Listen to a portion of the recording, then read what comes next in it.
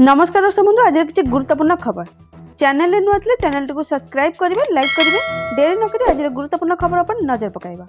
आज प्रथम खबर आसिला पाणीपाग नहीं बड़ अपडेट आसुची बड़ वर्षा संपूर्ण खबर आसंता 2 घंटा मध्य ओडिशार 8टी जिले में किछि स्थान रे प्रबल वर्षा सह वज्रपात हेबार संभावना रही। बिजुली घड़घड़ी सह प्रबल वर्षा नहीं येलो वार्निंग जारी कर ସେହି ଜିଲ୍ଲାଗୁଡ଼ିକ ହେଉଛି କେଉଁଝର, ମୟୂରଭଞ୍ଜ, ଯାଜପୁର, ମାଲକାନଗିରି, କୋରାପୁଟ, ରାୟଗଡ଼ା, ଗଞ୍ଜାମ ଓ ଗଜପତି।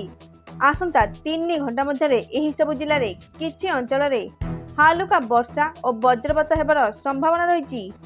ସୂଚନା ମୁତାବକ ଆସନ୍ତା ଅକ୍ଟୋବର ମାସ 4 ରୁ 10 ତାରିଖ ଯାଏଁ ରାଜ୍ୟରେ ପ୍ରବଳ ବର୍ଷା ହେବ। 6 ତାରିଖରେ ବଙ୍ଗୋପସାଗରରେ ଲଘୁଚାପର ସମ୍ଭାବନା, କିଛି ସ୍ଥାନରେ ହୋଇପାରେ ପ୍ରବଳ ବର୍ଷା। पश्चिम केन्द्रीय और यार पार्श्ववर्ती अंचल में सृष्टि होबार अच्छी लघुचाप जहाँकि राज्य में हालुकार मध्यम और किसी स्थान में प्रबल वर्षा होबार संभावना रही, जहाँकि आंचलिक पाणीपाग विभाग केन्द्र पक्षर सूचना मिली। परवर्ती सूचना राशन कार्ड को नहीं आसला बड़ अपडेट संपूर्ण खबर अगस्ट मासरू आरंभ हो सारी राशन कार्ड अनियमितता नहीं जांच। अगस्ट 22 रु केवाईसी प्रक्रिया आरंभ कर नुआ सरकार राशन कार्ड भूत हिताधिकारी को ठाब करने राशन कार्ड केवाईसी करने बाध्यतामूलक करा जाइथा बेले एहार एक निर्दिष्ट समय सीमा नहीं सूचना देते खाद्य जोगाण मंत्री कृष्ण चंद्र पात्र।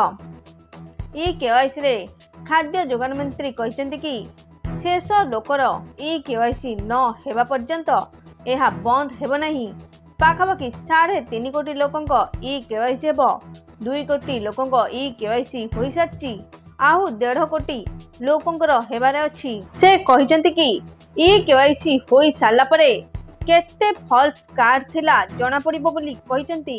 निश्चिंत आमे सेमानकु काटिबु, योग्य हिताधिकारी को कार्ड देउ बोली दृढ़ोक्ति प्रकाश करचंती, जहाँकि सूचना मिली। परवर्ती सूचना सुभद्रा योजना को नहीं आसला बड़ अपडेट संपूर्ण खबर सुभद्रा योजना को नहीं बड़ खबर सामना को आसी। आसंता 9 रे मिलिबो सुभद्रा टंका। आसंता अक्टोबर 9 तारिख रे योग्य महिला अकाउंट को आसीबो प्रथम किस्तिर द्वितीय पर्याय सुभद्रा टंका। एने सूचना देछन्ती उप मुख्यमंत्री प्रभाती परिडा। बारिपदरे आयोजित सभा मुख्यमंत्री प्रदान करिवे टंका। एही पर्याय रे 40 लाख रु अधिक हिताधिकारी पाइबे टंका। राज्यर महिला पई ओडिशार नुआ सरकार आरंभ करचंदी सुभद्रा योजना आउ एथिपाई आवेदन प्रक्रिया मध्य आरंभ होइतिला। राज्यर जणे भी योग्य हिताधिकारी एही योजना रु बाद पड़िबे नाही बोली प्रभाती परिडा स्पष्ट करचंदी। सूचना मुताबक सुभद्रा योजना रे द्वितीय पर्याय रे भी किछि हिताधिकारी को मिलबनी सुभद्रा टंका। जदि जो माने अप्लाई करचंती राज्य सरकार का द्वारा गाइडलाइन रु अयोग्य रहिचंती सेमानकु सुभद्रा टंका मिलिबो नाही बोली सूचना मिली। एथिला आज किछि गुरुत्वपूर्ण खबर। Thank you all.